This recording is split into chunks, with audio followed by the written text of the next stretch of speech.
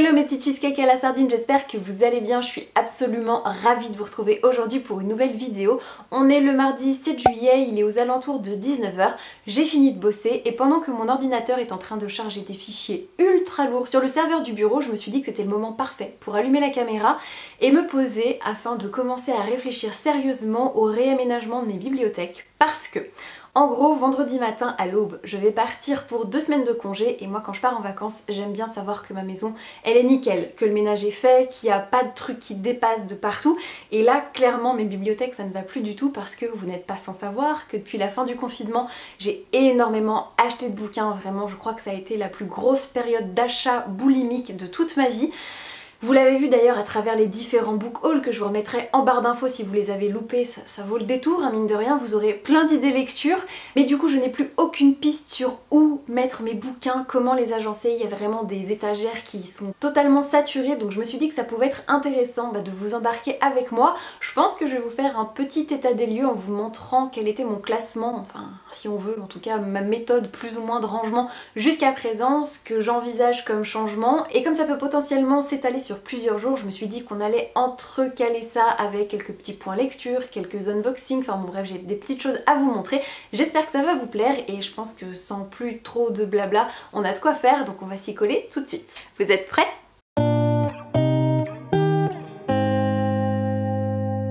Alors je suis désolée pour la luminosité qui est vraiment pas terrible, en plus comme je porte l'appareil à bout de bras ça risque de trembler un petit peu. Mais c'est juste vraiment histoire de vous donner un aperçu de comment sont organisées mes bibliothèques. Donc vous voyez, il y en a 2 petites ici, il y en a 3 grandes là et une grande mais fine juste ici. Et je vais vous montrer peut-être un petit peu dans le détail chaque étagère. C'est parti. On attaque avec la première étagère qui est sans doute celle sur laquelle je reçois le plus de questions au fil des années parce qu'elle contient non pas des livres mais des box de Latte Box qui est un abonnement autour du thé que je commande principalement aux alentours de Noël parce que comme vous pouvez le voir, les coffrets sont vraiment très très beaux. En plus les thés ont des saveurs qui me correspondent vraiment, donc c'est de super idées de cadeaux. D'ailleurs je vous en avais parlé dans une vidéo que je vous remettrai dans le petit i. Et ensuite si on descend au fur et à mesure, on attaque tout ce qui va être jeunesse, donc avec plusieurs maisons d'édition. Vous avez également tout ce qui est une partie de mes ouvrages autour du féminisme, que ce soit de la BD, de l'essai, de la fiction. On continue encore avec de la jeunesse, et alors là c'est un coin un petit peu bizarre où on sait jamais trop ce que je mets, puisque vous avez à la fois du graphique avec mes witch, un terrarium horrible qu'il faut que j'enlève parce que les plantes sont en train de mourir et de toute façon il était totalement raté. 3 lectures en cours, vous avez également tout ce qui peut être conte, première lecture, enfin c'est vraiment des trucs où je ne sais pas où les mettre. Vous avez cet étage pareil qui est ultra fourre-tout parce qu'en fait il me sert aussi de table de nuit si on veut, en tout cas annexe de table de chevet, avec des tentatives de doudou que mon mari a cousu. Vous avez aussi un bouquin de papeterie hyper pratique quand vous tenez un journal intime parce qu'il y a de beaux papiers, il y a des stickers, ce genre de choses. Vous avez aussi une partie d'essais, de livres pratiques et de développement personnel avec quelques pop. Alors là c'est un peu une zone de non-lieu parce qu'en gros vous avez des bouquins que je pensais donner et que finalement il faut que je remette dans les étagères parce que je vais les conserver. Mon ordinateur, c'est passionnant. Et ensuite on enchaîne avec la deuxième bibliothèque qui contient mon étagère Harry Potter et là pour le coup je pense que je la changerai pas de place et je vais pas la bouger parce qu'elle me convient vraiment comme elle est. Juste en dessous, on a mes Gallimard jeunesse grand format. Si on descend encore, on a encore du Gallimard avec la collection Scripto notamment. Vous avez aussi tous mes Sarbacane collection Exprime. Après, vous avez l'étagère des Lumen. Là, c'est là où vous ne voyez plus rien. On a une partie des poches de l'école des loisirs et plein de maisons d'édition que je ne savais pas où caser. Et encore derrière, et alors là c'est totalement cramé, vous avez principalement mes livres de boulot. Là vous allez voir que c'est vraiment là que ça commence à faire mal parce que vous avez les 2 étagères qui sont dédiées à mes livres en VO et clairement ça déborde. À la base la première, celle du dessus, était réservée à tout ce qui était fantasy imaginaire et celle du dessous au contemporain, mais non seulement c'est mélangé, ça n'a plus aucun sens. J'avais mis d'un côté les hardbacks, de l'autre côté les paperbacks, mais c'est pareil, ça ne tient plus trop, j'avais plus de place. Et pareil, alors là ça dégouline, il y en a vraiment de partout. Vous avez tout ce qui est imaginaire, plutôt adulte, mais vraiment il y a de tous les âges, donc ça tient moyennement ce classement. Donc vous avez tout ce qui va être Milan, Mescrineo, les Big Bang, vous avez aussi du Pocket Jeunesse, les peu que j'ai pas revendus, un peu de Rajo, du Lamartinière, du Hachette et diverses maisons d'édition. Ensuite pareil, là c'est la suite de l'imaginaire, c'est vraiment scandaleux, il y en a de partout. Là c'est vraiment une étagère fourre-tout avec principalement des carnets, mes papiers. Vous avez une partie de mes magazines, d'ailleurs ça va aller dans l'entrée sur le meuble à magazines, ce qui me paraît quand même plus logique. Et à côté, vous avez encore une fois un endroit qui déborde. Là, derrière cette jolie illustration, vous avez, vous savez, la fameuse petite étagère dont je vous parlais avec les livres sur lesquels j'ai travaillé professionnellement parlant. Elle n'est pas complète parce qu'il n'y a pas tout ce qui est manga, mais en même temps, sinon ce serait une catastrophe. Ensuite, on descend et on a un premier étage manga. Et alors là, vous voyez clairement que ça ne va plus, hein. Vous avez même deux... C'est sur 2 niveaux et ça n'empêche pas, il y en a dans tous les sens, c'est n'importe quoi. Ça c'est le dernier arrivage des bouquins du bureau que je vais garder, je garde pas tout heureusement, mais vous avez des séries que j'aime bien, notamment Frères Alloué qui est une série d'Elcourt Tonkam sur laquelle j'adore bosser. Vous avez aussi Dans les pas de Nietzsche qui est sorti très récemment sur lequel j'ai travaillé aussi, qui est vraiment cool parce que c'est de la philosophie vulgarisée façon shoujo, c'est vraiment très cool, vous avez mes shoujo que j'aime bien. Là je ne sais plus quoi dire parce que pareil il y a un double étage et c'est blindé partout, ça n'a aucune allure, en plus les maisons d'édition du coup sont confondues. Pareil de ce côté et là c'est pas spécialement mieux, en plus ça devient hyper sombre. Et là vous avez mes albums jeunesse, donc pareil qui sont un petit peu à l'étroit. En plus il y en a d'autres qui sont cachés dans le fond parce que le problème des albums de jeunesse c'est que les formats sont tellement différents que c'est compliqué de tous les mettre ensemble. Et après, là, par ici, vous allez avoir un aquarium avec des crevettes qui est éteint, donc du coup c'est hyper glauque.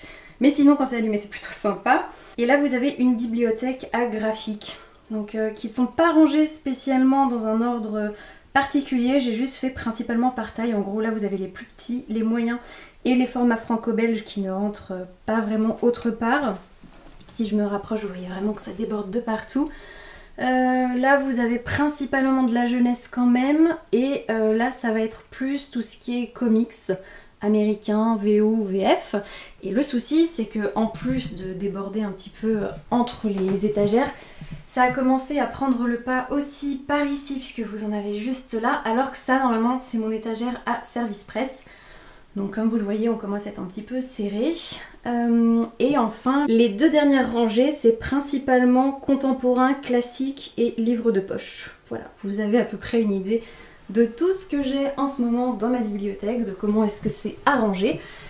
Et voilà quoi. Du coup, je pense qu'après ce premier tour d'horizon, vous avez une idée un peu plus concrète des problématiques d'engorgement de ces bibliothèques. Donc je vais réfléchir un petit peu au fil de l'eau. Je pense que je vais sortir pas mal de bouquins pour réarranger parce que je pense pas que je vais pouvoir laisser le même agencement. Il y a vraiment des maisons qui vont devoir bouger parce que sinon je vais pas vraiment sortir. On va essayer de faire ça en accéléré pour que ce soit pas trop chiant pour vous et je vous dis à plus tard.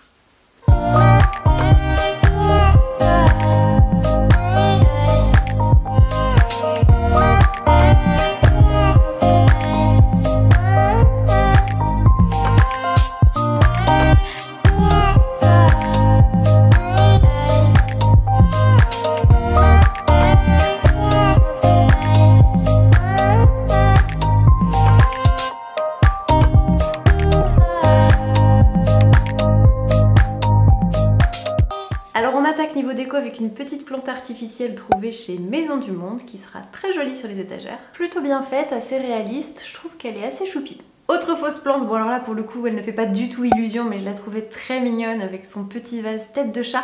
Elle est toute petite et elle se glissera facilement devant quelques bouquins. Je l'ai trouvée plutôt craquante. Je sais pas ce que vous en dites mais je trouve son expression assez apaisante et elle sera très bien je pense dans un rayonnage jeunesse. Autre décoration en lien avec la botanique, il s'agit d'un herbarium ballon qui est vraiment très joli. Je l'ai dégoté au renard doré, c'était vraiment difficile de choisir parmi tous les modèles exposés, mais je pense que celui-ci a remporté tous les suffrages avec sa jolie couleur qui se marie avec beaucoup de choses que je trouve très douce, très romantique et pareil ça fera merveille dans les Billy. Si vous voulez voir d'un petit peu plus près, vous avez 2 variétés de plantes qui s'entremêlent, je trouve ça absolument sublime. On passe à un petit élément d'éclairage. Bon là vous n'allez pas voir grand chose puisque je n'ai pas encore mis de pile, mais en gros à l'intérieur de l'ampoule vous avez une petite fairy light. Donc vous savez cette très petite guirlande avec de toutes petites ampoules. Ce sera très bien pour créer une atmosphère un petit peu plus cosy. Va falloir trouver où la caser, mais en tout cas j'aime beaucoup cette petite lampe. And last but not least, je me suis pris une petite map monde rose poudrée et gold que je trouve adorable. J'ai pour intention de la mettre au niveau des étagères de littérature en VO, histoire de rappeler un petit peu la dimension intercontinentale de la bibliothèque. Oui, je sais, c'est pas très subtil, mais je la trouvais vraiment très jolie et j'espère que ça rendra aussi bien que ce que je crois. Bon, et vous, si vous aviez le pouvoir de vous téléporter n'importe où sur cette map monde, où est-ce que vous iriez en vacances ?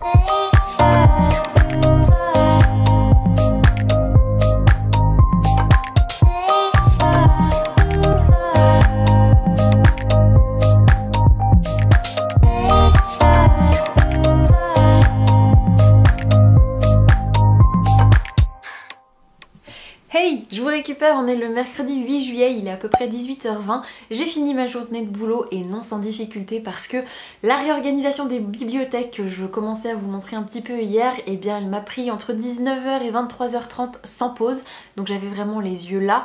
Et en plus ce matin je me suis motivée à faire du montage parce que je veux absolument vous sortir le book haul pour samedi matin, sauf que comme je pars en congé vendredi à l'aube, j'ai pas du tout envie de passer mon temps à faire ça dans les transports, enfin bon bref, à galérer avec la connexion internet. Peu importe, donc je prends un peu d'avance. Et puis voilà, ma meilleure amie est venue déjeuner avec moi ce midi, donc j'ai pas spécialement eu l'occasion de vous montrer un peu le résultat du réagencement, dont je suis satisfaite, je pense à 80%. Il y a quelques étagères où clairement on pourrait mieux faire, mais il me faudrait plus de place. Je pense notamment au manga et au contemporain, mais je vais vous montrer ça dans un instant. Je pense qu'on va en profiter pour rajouter les quelques éléments de déco que je vous ai filmés tout à l'heure, que j'avais acheté vraiment exprès dans le but de réaménager ces bibliothèques. Et puis j'ai aussi un unboxing à faire avec vous, et comme je garde le carton depuis quelques jours pour l'ouvrir en votre compagnie, vraiment il faut pas non plus présumer de mes forces. Il y a un moment j'ai pas les nerfs assez solides, il faut que je l'ouvre, j'ai très envie. Et je vais aussi en profiter pour faire un petit point lecture avec vous, parce que depuis l'update lecture que je vous ai publié du coup il y a 2 semaines, que je vous remettrai dans le petit i, je suis à jour niveau roman, donc je vais en profiter pour vous montrer les quelques éléments graphiques que j'ai dévorés ces derniers temps. Et on va commencer par un manga. Un manga que j'ai véritablement adoré, en même temps c'était pas du tout une surprise puisque j'avais beaucoup aimé la précédente série de l'auteur, et il s'agit de Our Colorful Days. C'est écrit par Gengoro Tagame et publié aux éditions Akata. Ok, et là tout l'enjeu pour moi ça va être de ne pas passer mon temps à pivoter dans cette chaise qui est décidément beaucoup trop confortable, mais on m'a très bien fait comprendre hier en visio que ça donnait le mal de mer, donc on va éviter de vous rendre malade. Dans ce premier tome, on va suivre l'histoire de Sora, qui est un lycéen âgé à peu près de 16-17 ans, qui a un mal-être assez tenace qui lui colle à la peau parce que, en somme, il n'a pas de problème particulier, si ce n'est qu'il est gay, il le sait depuis des années et il n'arrive pas à faire son coming out, que ce soit auprès de ses parents, auprès de sa meilleure amie Nao, avec qui il est un petit peu tendu parce qu'il sent qu'elle l'aime beaucoup, mais en même temps je pense qu'il veut surtout lui éviter tout malentendu, toute ambiguïté, parce qu'ils sont amis depuis la crèche. Et je pense qu'il ne veut absolument pas inconsciemment qu'elle se fasse des idées. Et même s'il traîne avec ses potes et que ça se passe plutôt bien, il est amoureux de l'un de ses amis, il n'arrive absolument pas à déclarer sa flamme, puisque avec ses conversations un peu gênantes en groupe, autour de grandes questions philosophiques comme quelles sont tes idoles préférées, quelle est la nana que tu trouves la plus attirante, etc., bah lui il est totalement paumé parce qu'il n'a pas de réponse toute faite. Et le jour où l'une de ses camarades va se déclarer auprès de lui, ça va être un petit peu le tsunami. Il étouffe, il ne sait pas du tout comment réagir, et justement cette notion d'étouffement, de solitude, de carcan qui l'écrase et qui lui pèse au quotidien, c'est très bien retranscrit d'un point de vue graphique. Et tout le début de l'intrigue va commencer à se nouer à partir du moment où il va sécher les cours parce que ça commence à faire trop pour lui, et il va tomber sur un étrange vieux bonhomme qui va lui déclarer sa flamme, mais il sait pas trop s'il est arrivé parce qu'il était à moitié abruti par le soleil au bord de la mer. Il va le suivre parce qu'un jour il va retomber sur lui dans la rue jusqu'à un étrange café où il n'y a pas un seul client, et ils vont commencer à discuter, à nouer des liens jusqu'à ce que ce vieux bonhomme, qui n'est pas non plus si vieux puisque je pense qu'il doit avoir une 50aine d'années, 60 ans à tout péter, va lui annoncer de but en blanc qu'il est gay. Et alors là, ça va être la révolution pour Sora puisqu'il va enfin avoir un espace safe où il va pouvoir s'exprimer, où il va pouvoir partager des choses, et c'était vraiment très touchant. Dans un style un peu différent, je me suis lancée dans le roman graphique Vent Mauvais, qui est écrit et dessiné par Cathy Bord, qui est publié aux éditions Rue de Sèvres, et la couverture m'a tout de suite appelée dans les rayonnages de la Fnac parce que j'étais convaincue de connaître le trait de l'autrice et effectivement en parcourant la page de DMA, donc de copyright, je me suis rendu compte que c'était l'illustratrice à qui on devait l'adaptation en roman graphique de 4 sœurs de Malika Ferjouk, que j'avais énormément aimé. Je crois que je l'avais lu cet automne ou cet hiver, je ne sais plus exactement. Et en gros dans cette histoire on va suivre un quinquagénaire parisien qui en a un petit peu marre parce que il a 2 filles, il a divorcé, ça commence à faire un petit peu long. Surtout qu'il est scénariste pour le cinéma et en gros suite à un énorme carton il y a de nombreuses années, il n'arrive pas à passer à autre chose, on lui demande d'écrire la suite, il est complètement en panne d'inspiration et un jour il va décider de tout plaquer, d'aller s'installer à la campagne dans une maison pour laquelle il a eu un coup de cœur parce qu'elle est située juste en face d'un champ d'éoliennes et qu'il trouve ça hyper apaisant. Si vous voulez mon humble avis, je pense qu'il aurait mieux fait de se renseigner un peu avant de faire ça parce que... Voilà, je ne vous en dirai pas plus, mais après tout, chacun voit midi à sa porte. Hein. Autant vous le dire tout de suite, ça n'a pas du tout été la lecture de l'année, j'étais assez déçue. Par contre, j'ai trouvé que l'ambiance du bouquin était hyper efficace parce que ça m'a rappelé légèrement cette espèce d'état de tension, de nerfs dans lequel j'étais quand j'ai lu Chanson douce de Leila Slimani parce que on sait qu'il y a quelque chose qui va vraiment mal tourner, sauf qu'on n'a aucune idée d'où ça va venir.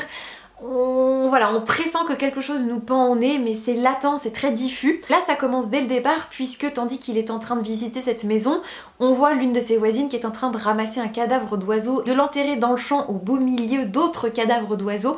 Et bah, je sais pas, rien que cette entrée en matière laisse présager quelque chose de pas très fun. Et on va suivre du coup l'histoire de son installation, de son rapport avec ses filles, de sa rencontre avec l'une de ses voisines qui tient un bibliobus, donc ça j'ai beaucoup aimé la référence.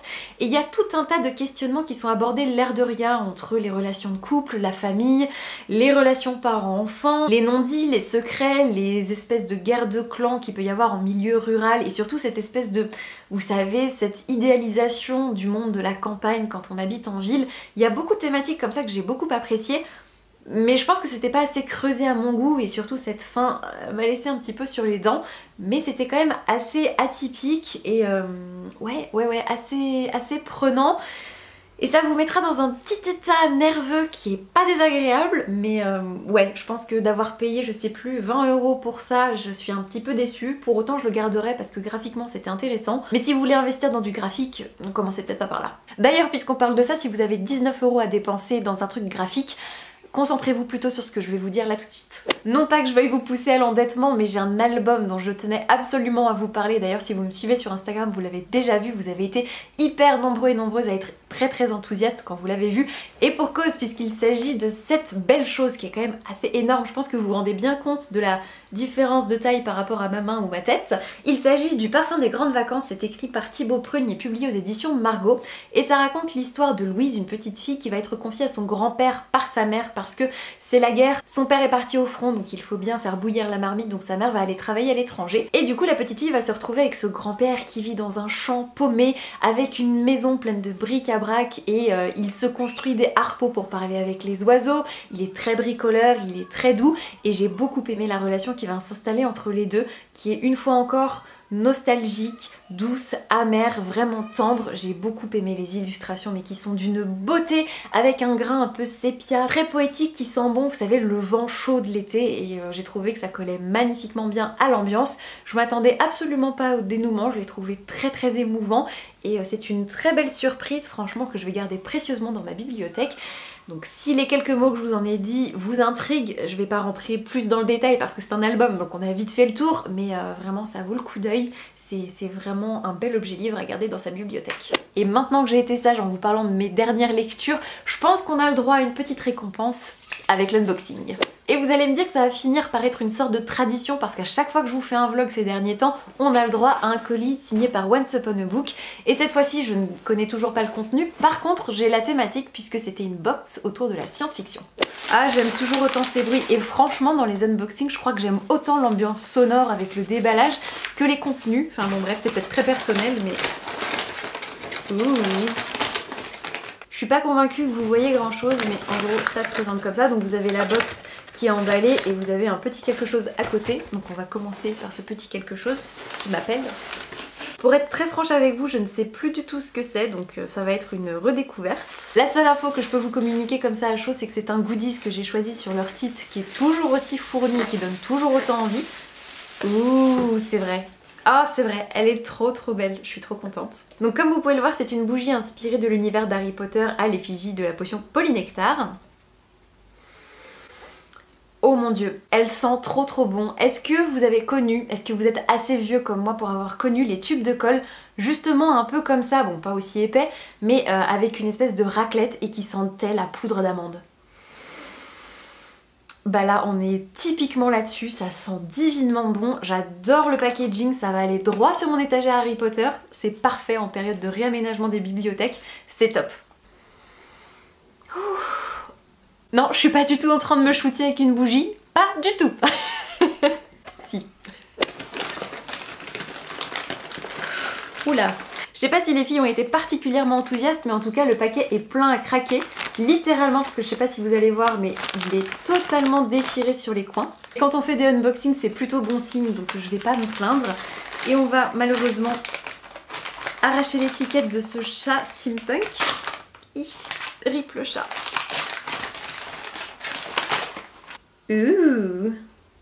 C'est ultra prometteur. Alors je souris comme une nièce parce que je pense avoir deviné quel était le premier livre qu'on aperçoit vaguement. Je crois l'avoir reconnu à sa couverture. Mais en tout cas, encore une fois, c'est emballé avec beaucoup de soin. Il y a 3 livres. C'est Noël. On attaque avec le thé puisqu'il y a 2 oolongs bio à déguster. Donc ça c'est parfait encore une fois pour le matin, j'adore. Ensuite on va tomber sur la citation de cette box qui est « Je suis Dark Vador, un extraterrestre venu de la planète Vulcain. Marty McFly, retour vers le futur. Bonne lecture au pays de la science-fiction. » Je signe tout de suite. Vous avez également un petit balisto, ça c'est parfait pour accompagner un thé. Ouh, j'avais vu juste puisque le premier bouquin, il s'agit bien du problème à 3 corps, c'est écrit par Liu Xingjin et c'est publié chez Actes Sud dans leur collection Babel. Sincèrement, c'est de la science-fiction chinoise si je vous dis pas de bêtises et je ne me souviens absolument plus de l'histoire, je sais juste que je l'avais glissé d'office dans ma wishlist après en avoir entendu parler. Une fois n'est pas coutume sur la chaîne de l'Olifant, que je vous remettrai une fois encore en barre d'infos, mais vous devez la connaître par cœur puisque je vous la mentionne dans chacune de mes vidéos en ce moment. Et je suis ravie de pouvoir le découvrir, vous n'avez pas idée, ça a l'air si bien. Et c'est écrit tout petit. Ça va me prendre un peu de temps, mais je pense que ça vaut le coup.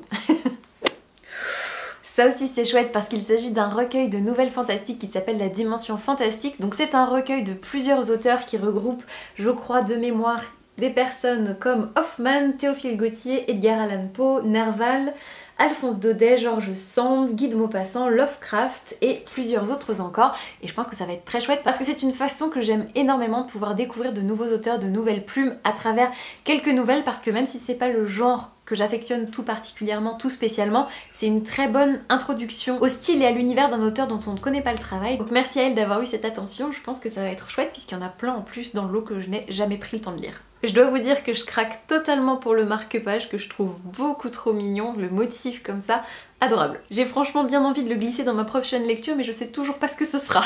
D'ailleurs peut-être que vous allez pouvoir m'aider à choisir après, on va réfléchir. Et pour le dernier bouquin, je me demande si c'est pas un coup monté parce que c'est assez drôle, il y a l'un ou l'une d'entre vous qui m'a demandé il y a quelques temps si j'avais déjà entendu parler de cette série. Il s'agit de Zodiac de Romina Russell, publié je crois chez Michel Lafon, oui c'est ça. Il y a quelques années, j'avais eu le premier tome pendant très longtemps dans ma pile à lire puis je m'en étais séparée au moment de déménager parce que je pensais que je ne le lirais jamais parce que vraiment à l'époque la SF c'était pas du tout mon délire.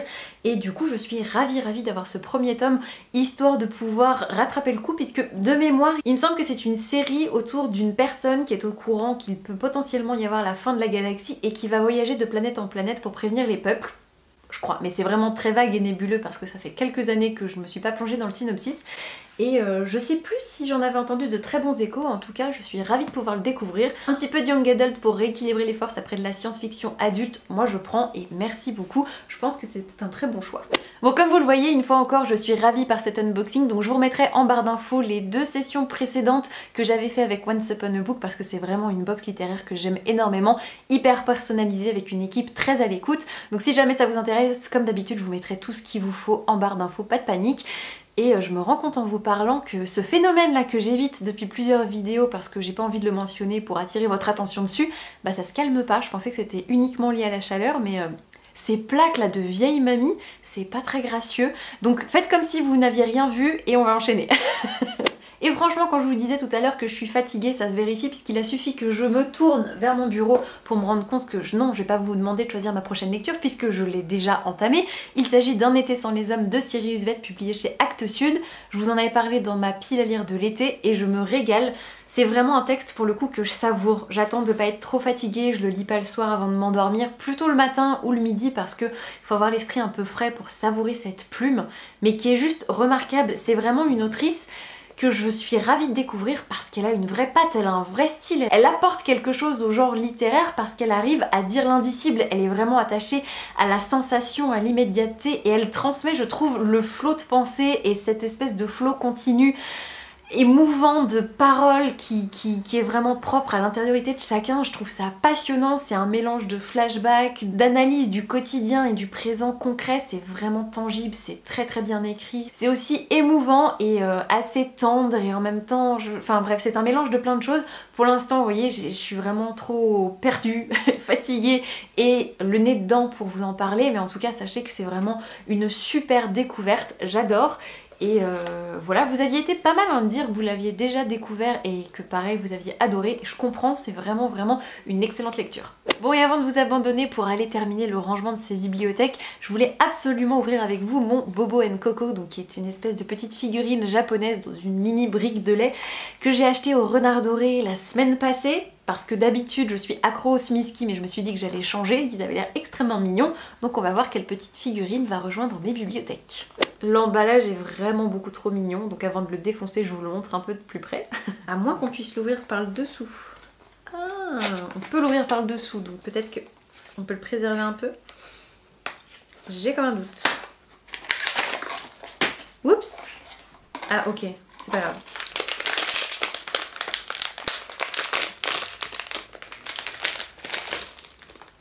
Oh, c'est trop mignon. Oh, c'est parfait pour la saison en plus. Donc comme vous le voyez, j'ai eu la version coincée dans un petit donut qui me fait penser un peu à une bouée parfaite pour l'été. Je le trouve beaucoup trop adorable. Et du coup, vous avez son petit comparse qui est coincé dans une coquille de macaron. Je trouve ça beaucoup trop choupi. Et ça va être très très chouette dans mes bibliothèques. Maintenant qu'on a unboxé tout ça, qu'il y a des emballages partout, des bouquins partout, je vais faire un peu de rangement et je vous récupère tout à l'heure. Allez, à plus tard.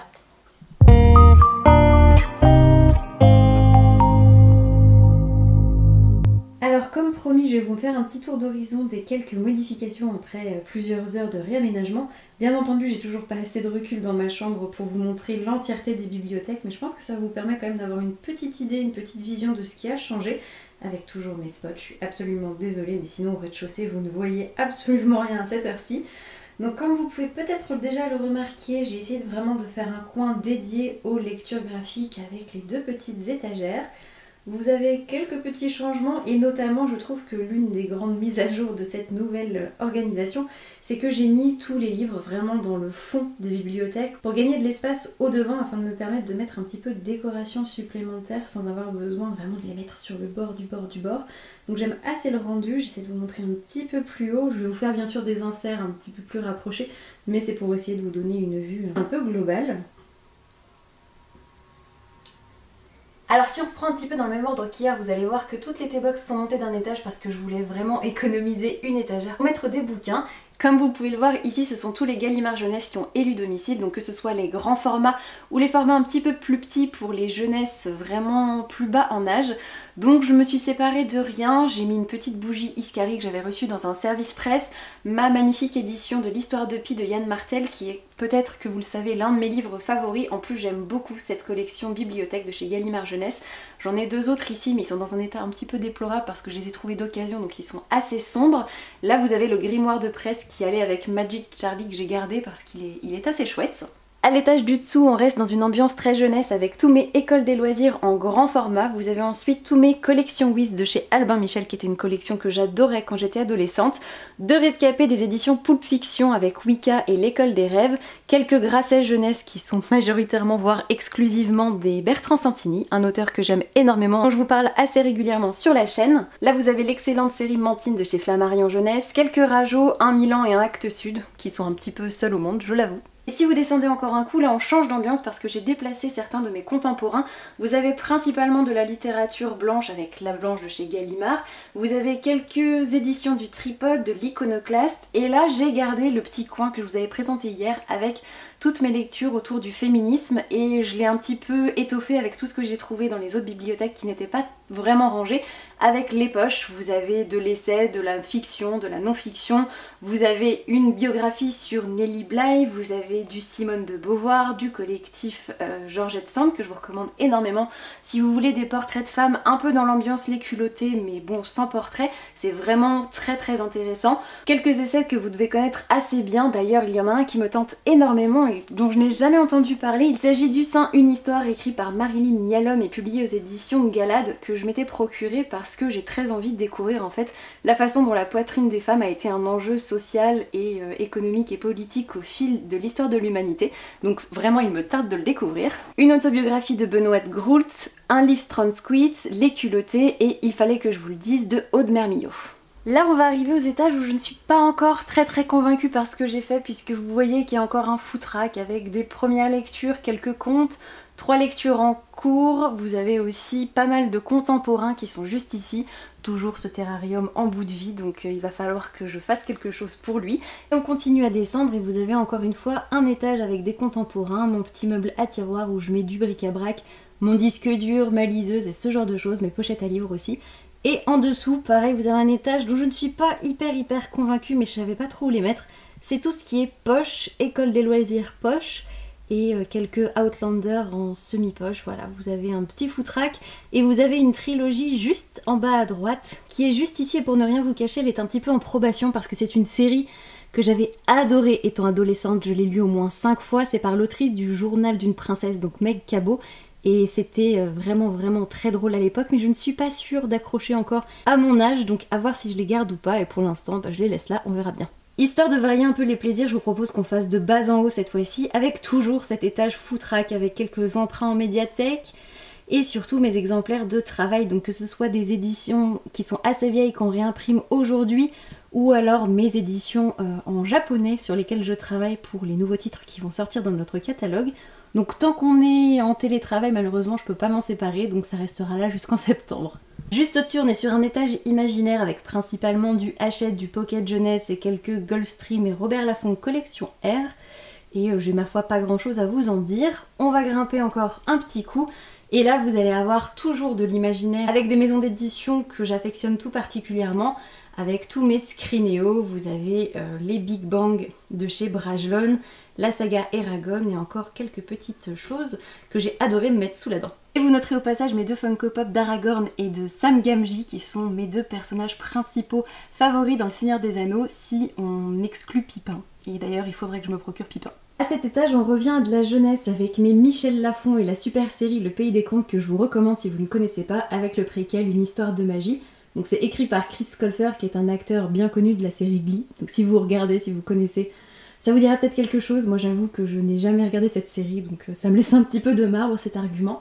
Vous avez à côté les excellents Mémoires d'une jeune guenonde dérangée, donc la saga de Cléopâtre Wellington signée par Dick Lee, que je vous recommande toujours à corps et à cri, donc si vous n'avez pas craqué, qu'est-ce que vous attendez? Ensuite, vous avez tous mes Sarbacane collection X-Prime et mes Pepix. Et oui, il n'en reste pas beaucoup parce que j'ai prêté à ma meilleure amie tous mes tomes du journal de Gurty sauf le premier, qu'elle m'a rendu aujourd'hui.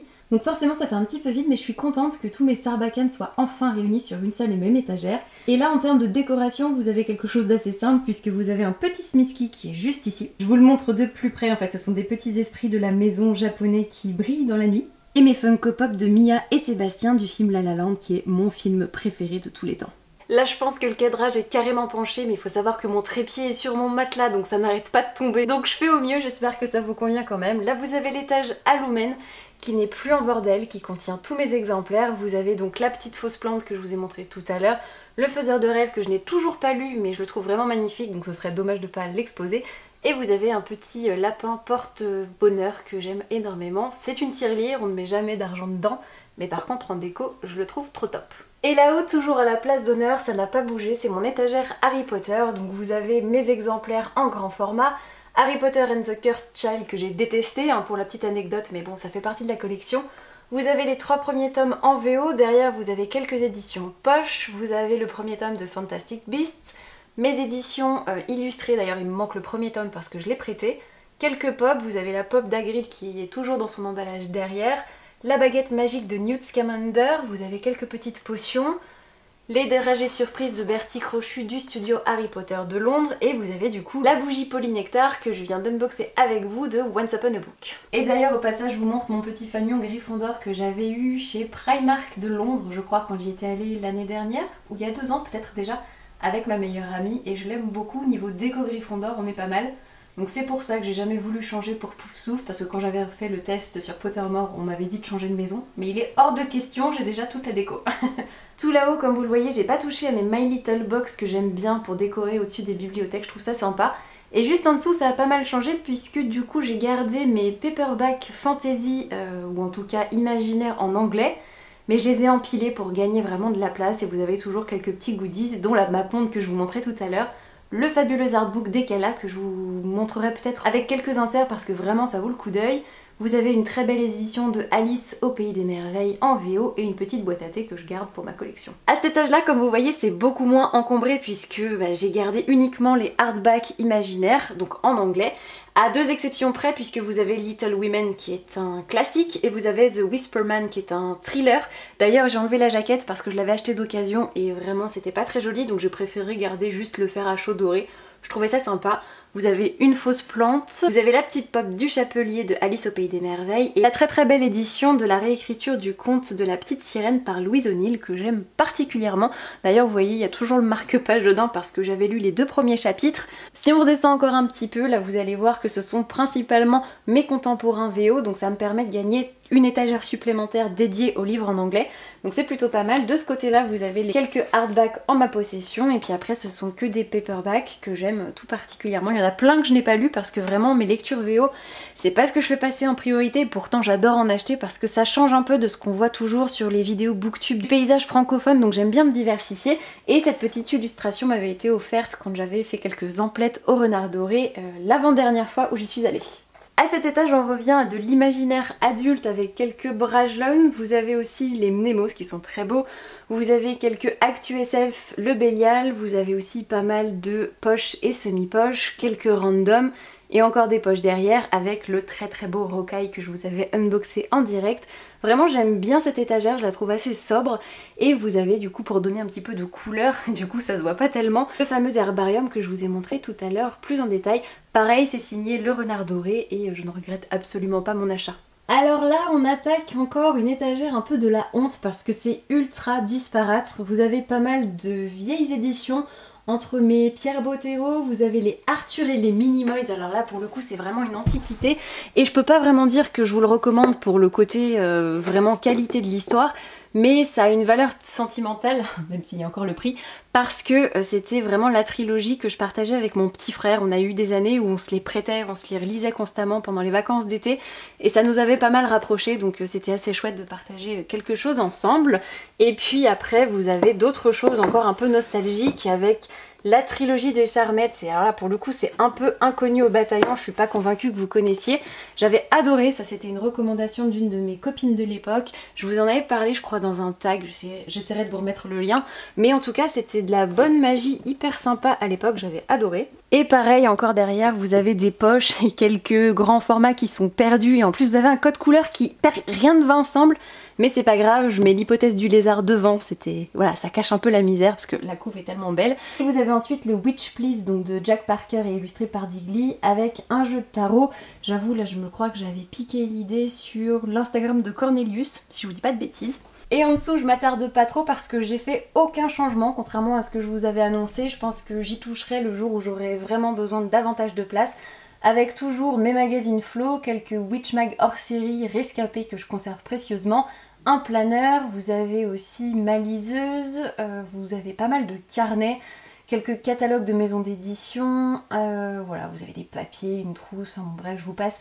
On a tous un peu de bordel, je trouve, en bas de nos étagères Billy, mais si vous avez des idées astucieuses pour les aménager, n'hésitez surtout pas, je suis preneuse. Autre étagère qui n'a absolument pas bougé, ce sont mes albums jeunesse parce que je vois pas où les mettre ailleurs et je trouve qu'ils sont assez bien condensés tous ensemble. Ils sont pas trop mis en valeur mais au moins ils sont là, ils sont tous ensemble et c'est déjà pas si mal. Un peu plus en haut, vous avez tout ce qui va être livres pratiques et développement personnel. Je vous en avais parlé mais je les ai changés de place parce que comme ça ils ont leur petite case à eux avec toujours cette petite chose sur l'anxiété que je vous avais présentée dans un précédent vlog. Et voilà, rien de nouveau sous le soleil. Je sais pas s'il y a des livres qui vous intéressent. Vous avez de l'essai, de la fiction, vraiment du livre de développement personnel. La magie du rangement illustré en manga, j'avais trouvé ça vraiment chouette. Et puis voilà quoi. Ne prenez pas peur, ce n'est que le regard imbécile de ma licorne de Moi Moche et Méchant que j'aime beaucoup. Elle fait du bruit et sa corne s'allume, mais je vais vous éviter quand même ce spectacle. Et vous avez du coup les quelques exemplaires de Witch que je me suis procuré juste après le confinement. Et ma collection s'agrandira, mais bon, à quasiment entre 10 et 13 € le tome, on va quand même se calmer. Les deux étagères suivantes, elles fonctionnent ensemble puisque vous avez mes services presse. Je trouve qu'ils sont très bien ici parce qu'au moins ils sont pas noyés, ils sont bien mis en valeur par rapport à leur ancien emplacement. Et pareil, vous avez un petit Smisky qui s'allume, vous avez une bougie qui sent extrêmement bon que j'avais eu dans une box avec le premier tome de Un palais d'épines et de roses. Et encore une fois, si vous grimpez tout en haut, j'ai mis du coup la petite loupiote que je vous ai montré tout à l'heure, vous avez le fauve d'Angoulême et les quelques livres sur lesquels j'ai bossé en étant assistante édito, ça n'a pas changé. J'en connais une qui est totalement blasée par ce bookshelf tour, en plus elle est avachie sur ma housse d'ordinateur portable. Ça va mademoiselle, on vous dérange? Bon, elle est un petit peu mignonne quand même. On change d'angle et déjà que la lumière était pas terrible, mais là on attaque vraiment le fond du panier, je suis désolée. Mais on va aller vite parce que de toute façon rien n'a changé depuis hier puisque vous avez toujours la même organisation, les plus petits en haut, les moyens au milieu et les plus grands, donc format franco-belge, donc principalement de la jeunesse et des comics en bas. Et d'ailleurs si ça vous intéresse, j'aimerais énormément vous faire une vidéo autour de mes lectures graphiques favorites, voilà ma petite collection. Donc si ça peut vous intéresser, n'hésitez pas à vous manifester dans les commentaires. Et on clôt enfin ce très grand tour avec la dernière petite étagère et vous allez voir qu'elle a pas mal changé puisqu'elle est intégralement dédiée au graphique maintenant. Avec tous mes comics très feel good et en même temps avec des dessins que j'aime énormément sur la droite. Vous avez Le Vieil Homme et son chat au milieu et quelques mangas que j'aime beaucoup sur la gauche. En termes de déco, on est sur un cahier de croquis de l'Atelier des Sorciers, ça venait avec le tome 6 et si vous ne l'avez pas eu et que c'est toujours disponible et que vous aimez bien cet univers, je vous conseille franchement de vous pencher sur la question parce que les illustrations à l'intérieur sont juste somptueuses. C'est compliqué de vous montrer à une seule main mais vraiment faites-moi confiance, ça vaut le coup d'œil. Ensuite pareil, vous avez une ancienne My Little Box que j'aime beaucoup, une petite bougie avec une citation et les fameux Bobo & Coco que j'ai unboxé avec vous tout à l'heure. Et plus en dessous, alors là c'est l'étagère je pense dont je suis la moins fière puisque tous mes mangas sont compactés au même endroit, ou quasiment tous en tout cas, et vous avez deux niveaux, donc derrière vous avez exactement le même bazar, donc c'est un petit peu dommage, franchement ça me fend le cœur de les cacher comme ça, mais bon pour l'instant j'ai pas trop le choix. Et on va pouvoir clore cet interminable laïus avec la dernière étagère. Et là pour le coup c'est toujours du manga. Vous avez principalement mes Boys Love à droite sauf les trois au-dessus puisque c'est les Deep Sea Aquarium Magmel que je vous recommande toujours autant chaudement. Là vous avez les mangas en grand format, donc vous avez des trucs un petit peu disparates avec un peu de Boys Love encore et toujours. Du Bright Stories mais en grand format, en grand angle. Vous avez le Tigre des Neiges, Aria the Masterpiece. Voilà, quelques petites séries bien sympas. Encore une My Little Box mais en fer cette fois-ci. Petit changement au niveau des marque-pages puisque je me suis servi d'un ancien gobelet de bubble tea que j'ai gardé parce que je le trouvais assez chouette et surtout très grand pour accueillir les marque-pages qui sont parfois un peu trop larges. Et j'essaie de vous le trouver bien entendu, ça va pas me tomber sous la main parce que maintenant il est très bien là où il est. Voilà. Par exemple ceux de Wistful qui sont assez larges, assez amples et qui rentraient pas du tout dans l'ancien contenant que j'avais choisi pour eux. Donc au moins là ils sont bien à leur aise. Et vous avez encore une fois un roman graphique, donc 20 mauvais dont je vous ai parlé tout à l'heure, parce que comme ça commence à dépasser de l'autre côté, gentiment ça va venir manger juste ici. Et voilà. Et recoucou, je vous récupère, il est 20 h, j'ai enfin terminé de faire tous les plans pour vous montrer les différences, donc à faire un petit bookshelf tour. J'en ai profité aussi pour filmer quelques inserts pour le book haul que vous aurez eu la semaine passée, du coup plus quelques petites choses à faire dans la maison, enfin bon bref j'ai été bien occupée. je suis totalement sur les genoux, donc je vais en profiter pour aller prendre un bain, regarder Desperate Housewives pendant que je mange, j'en suis déjà quasiment à la moitié de la saison 5. Et puis je vous propose qu'on se retrouve demain, comme ça on va pouvoir constituer ensemble ma pile à lire pour mes 2 semaines de vacances, parce que bien entendu j'ai déjà fait une palle pour l'été, mais vous vous doutez bien je vais pas pouvoir tout glisser dans ma valise, donc ça va être l'occasion de faire un choix, je vous montrerai ça en direct, et puis ce sera déjà pas mal parce que je pense que le vlog va être suffisamment long, j'ai aucune idée de la durée, mais j'espère que vous êtes prêts. En tout cas je vous récupère demain sans faute. Et d'ici là, portez-vous bien, je vous fais de gros bisous. Ciao ciao.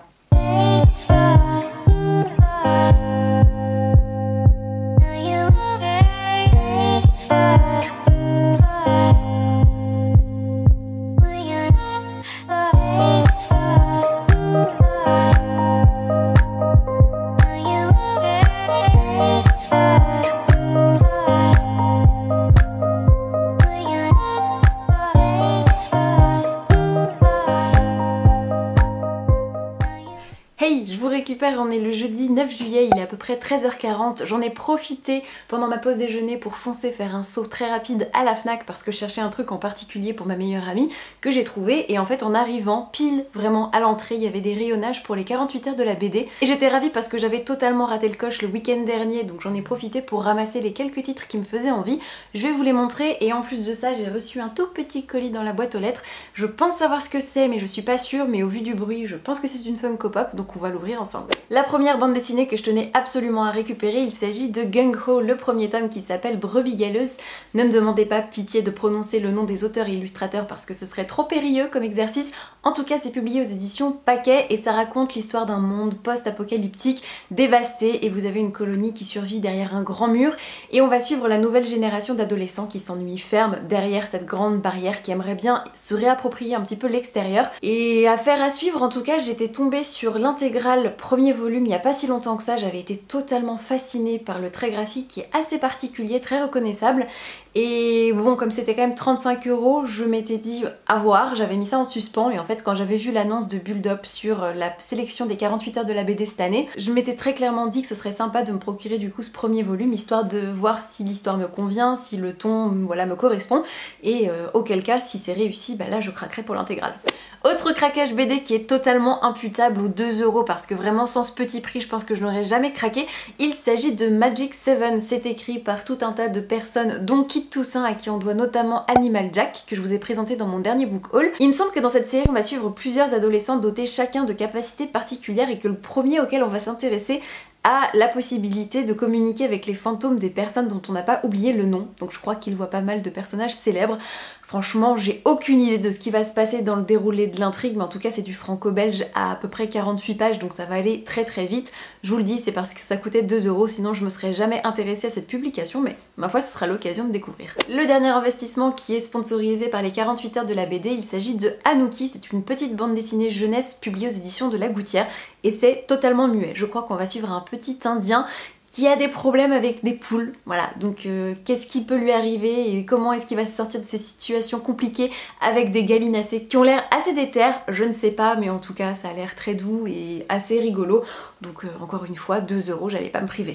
Et si jamais vous pensiez que j'étais le genre de personne hyper sérieuse à rentrer dans un endroit avec un objectif particulier et juste craquer pour 3 bandes dessinées à 2 €, vous pouvez vous mettre le doigt dans l'œil jusqu'au trognon parce que j'en ai profité pour acheter une bande dessinée, et cette fois-ci pas à 2 €, un manga et aussi un petit classique. Je vais les balayer assez rapidement si je veux avoir une chance de manger avant de reprendre le boulot, et on va commencer avec le manga qui est First Job New Life, c'est écrit par Nemu Yoko, c'est publié aux éditions Kana, et on va suivre l'histoire de Tama qui est une jeune graphiste qui va rentrer sur le marché du travail, et on me l'a vendu comme un truc aussi addictif que des dramas coréens avec des rebondissements, des histoires d'amour, des gars mignons, et j'en sais vraiment pas davantage, mais en tout cas le graphisme est assez doux, assez mature, j'aime beaucoup, donc ce sera encore une fois affaire à suivre. En plus c'est un premier volume donc je me lance encore dans une série, j'espère qu'elle n'est pas trop longue, il y a 2 tomes qui sont sortis, je sais pas si c'est une duologie ou juste une sortie concomitante. Voilà, j'ai pas plus d'infos, je suis tentée et on verra bien ce que ça donne. Bon ça va, franchement je suis à moitié pardonnée parce que je viens de réaliser que le classique sur lequel j'ai craqué coûtait 2 €, donc c'est encore à peu près raisonnable. Il s'agit des Caprices de Marianne suivi de On ne badine pas avec l'amour de Musset. et je me le suis procuré vraiment pour les caprices de Marianne parce que On ne badine pas avec l'amour, ça faisait partie des textes obligatoires que j'ai bossé pour mon bac de français, pour l'oral, et d'ailleurs je crois que j'étais tombée là-dessus, donc j'étais vraiment ravie. Et ce sera l'occasion de découvrir un nouveau texte signé par Musette dont j'aime énormément la plume. Dernier achat du jour, et je pense que c'est celui qui me tente le plus parmi tout ce que je vous ai présenté, il s'agit de Basilico, qui est un roman graphique écrit par Giulio Macawan, je sais absolument pas comment est-ce qu'on prononce ça. C'est publié aux éditions Ankama et ça raconte l'histoire de Maria, qui est une mère de famille qui a eu 5 enfants et qui s'en veut parce qu'elle aimerait bien qu'ils soient plus souvent réunis tous les 5 autour d'elle. Et je crois qu'on va la suivre depuis son cercueil, quand toute sa famille est du coup enfin réunie autour d'elle comme elle le souhaitait, et ça va être l'occasion de déterrer quelques secrets de famille qu'elle aurait préféré garder sous le coude. Je trouve que des secrets de famille à la sauce un peu italienne, parce que moi on parle de basilic, je vois de l'huile d'olive, des grandes plâtrées de pâtes, je pense que ce sera parfait pour l'été. En plus j'étais totalement charmée, une fois n'est pas coutume, par les dessins, que je trouve vraiment chouette. Pourtant c'est principalement du noir et blanc, mais je trouve que le chara-design est vraiment appréciable. Donc tous les ingrédients sont réunis, je pense, pour passer un bon moment de lecture, et je pense que je vais l'emmener dans ma valise. Déjà que j'avais un peu faim, mais alors là de vous avoir parlé de pâtes, d'huile d'olive et de basilic, ça fait ressortir mes vieilles racines italiennes, et j'ai qu'une envie, c'est de me faire des raviolis. Donc je vais me dépêcher de terminer de filmer, mais on va juste ouvrir cette petite chose. Et comme vous l'entendez, je pense très clairement au bruit que c'est une Funko Pop, et si je l'agite en tous sens, j'espère que je vais pas l'abîmer. Donc je vous montre ça et après je coupe pour aller manger. Oui, je me suis munie de ciseaux parce que je me connais, je suis incapable d'ouvrir un colis avec du scotch avec les ongles, ce serait un échec cuisant. Ah, je suis trop contente. Je comprends mieux ce qu'il faisait Floc Floc, et du coup je suis hyper contente de l'avoir reçu avant de partir en vacances parce que je pense que monsieur n'aurait pas été ravi de voir ça dans le courrier. Il est pas hyper fan des Funko Pop. Il s'agit de Sabrina Spellman de The Chilling Adventures of Sabrina, et celui qui se balade dans la boîte, bah, c'est Salem, donc d'où le bruit. Je vais vous montrer peut-être ça de plus près. Donc vous avez Sabrina dans sa petite tenue classique casual d'écolière que j'aime beaucoup parce que j'adore son style, avec son petit serre-tête. Et Salem qui fait carrément flipper, je sais pas pourquoi ils lui ont fait des yeux verts comme ça, mais bon, c'est pas grave, je les mettrai côte-côte, comme ça le côté mignon et un peu plus creepy vont s'annuler, vont s'harmoniser. Et je sais pas où est-ce que je vais la mettre du coup, puisqu'avec ce nouvel agencement, je pense qu'elle irait bien avec tout ce qui est fantastique, imaginaire, puisque j'ai pas de place à côté de mes comics, sinon ça aurait été top. Donc je pense la mettre du côté de mes Pierre Bottero, etc. Parce que ça donnerait un petit peu de peps à cette étagère légèrement oubliée. Du coup, je vais arrêter ici. Je pense que je vous récupérerai tout à l'heure parce que j'ai commencé à faire ma valise et du coup, ce sera l'occasion de charger quelques e-books sur ma liseuse pour vous dire ce que j'emmène. Sélectionner quelques bouquins dans la bibliothèque et puis ce sera déjà pas si mal parce que je pense vraiment que ce vlog va être interminable. Je vous récupère tout à l'heure et je vous fais de gros bisous. Ciao ciao.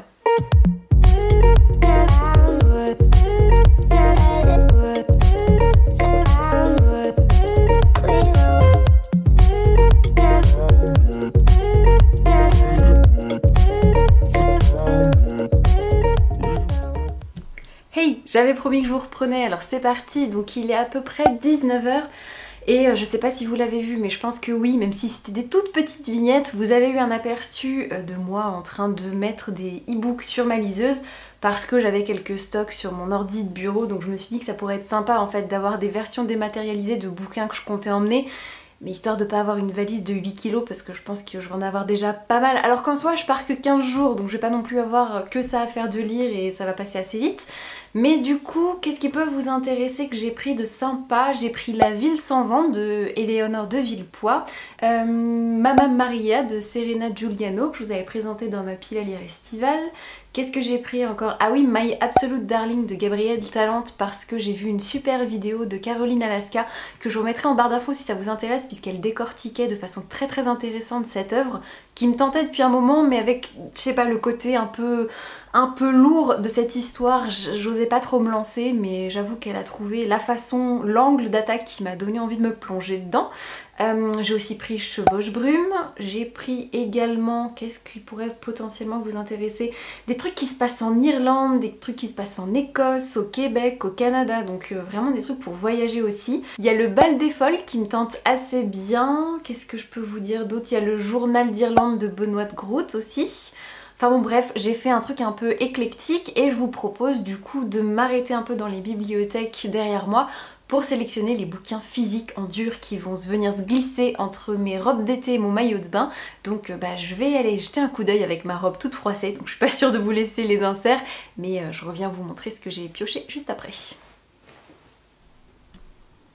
C'est trop dur de se restreindre, c'est vraiment trop compliqué. Du coup, j'ai opté pour 2 BD et 4 romans, dont 2 en VO. Je sais pas si vous trouvez ça raisonnable, moi pas tellement, parce que je sens que je vais avoir du mal à tout porter. Mais bon, ma foi, je prends un Uber tellement mon train est tôt demain matin et puis après on vient me chercher en voiture, donc on va partir du principe que c'est pas grave, je vais pas trop porter. Du coup j'embarque Basilico, que je vous ai montré tout à l'heure. Mais également Tout va bien, enfin ça va aller, c'est une BD écrite et dessinée par Bruno Isnardon et Eva Roussel. C'est publié à La Relève et La Peste et ça parle de collapsologie, d'un couple de trentenaires qui va devoir évoluer face aux modifications de l'environnement, de la société. Et c'est hyper intriguant, c'est la maison d'édition qui me l'a proposé, je crois qu'ils ont aussi un magazine en ligne.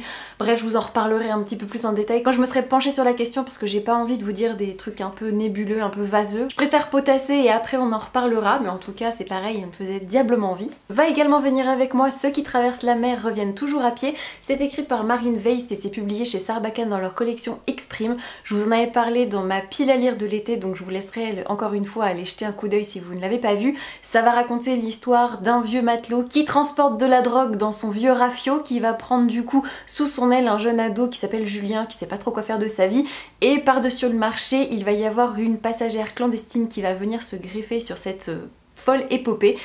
Et voilà, c'est parfait pour l'été, je pense que ça va être très humain et il me fait très envie. Dernière VF, alors là elle n'est pas du tout originale puisqu'il s'agit des aventures d'un apprenti gentleman de Mackenzie Lee publié chez Pocket Jeunesse, qu'on a vu partout et comme ça se passe principalement sur une histoire de bateau, de voyage initiatique, je me suis dit que c'était quand même pas mal pour l'été. En plus, comme le tome compagnon sur la sœur du personnage principal me tente beaucoup, j'ai pas envie non plus de les lire dans le désordre, bah du coup je vais enfin m'y coller et affaire à suivre, est-ce que je vais aimer ou pas? Je ne sais pas encore. Et les 2 VO que je vais glisser dans ma valise, ce sont celles-ci. On va commencer avec Tiny Beautiful Things. C'est écrit par Cheryl Strait, à qui on doit notamment le roman Wild, qui a connu quand même son franc succès avec une adaptation avec Reese Witherspoon. Et en gros, dans ce livre, c'est une compilation de toutes les chroniques qu'elle a pu faire, parce qu'à un moment, elle tenait un genre de courrier des lecteurs où elle répondait à des lettres sélectionnées. Et en gros, c'est une anthologie, une compilation. Et j'en avais entendu parler sur une chaîne anglophone que j'aime beaucoup.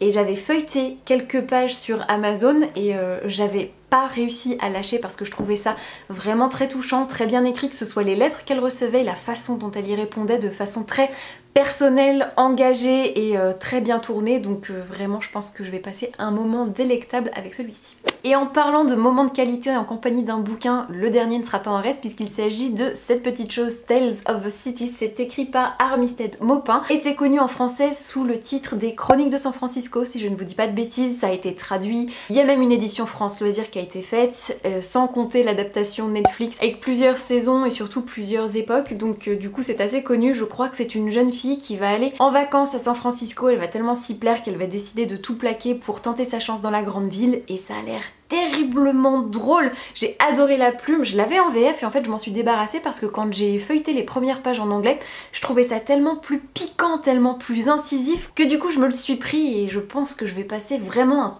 très bon moment avec celui-ci. Donc si jamais vous le connaissez, que vous avez vu soit la série, soit que vous avez lu la VF, surtout n'hésitez pas à me dire ce que vous en avez pensé. Voilà, maintenant vous savez tout et vous comprendrez pourquoi est-ce que j'évite de faire des vlogs les semaines où je suis fatiguée, parce que clairement je pense que toutes les parties où je vais parler face caméra, ça n'a ni queue ni tête, je radote, j'utilise tout le temps les mêmes mots, mais parce que là mon cerveau est au bout du rouleau. J'ai pas pris de vraies vacances un peu longues de plus d'une semaine depuis quasiment 3 ans, entre les études, l'alternance, les changements de boulot, etc.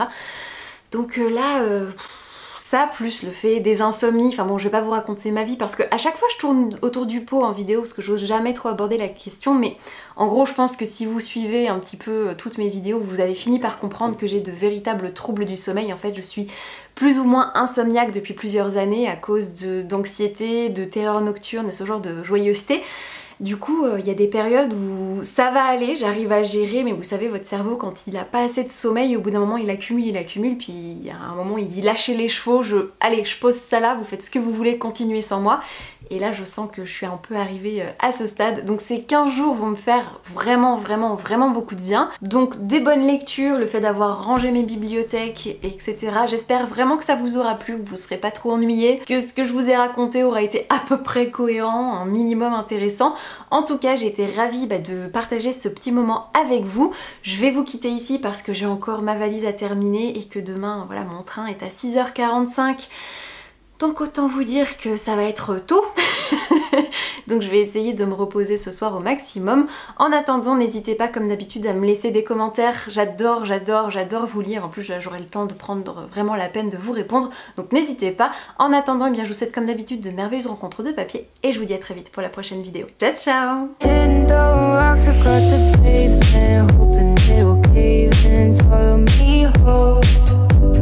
Wonder why my mind keeps on spinning.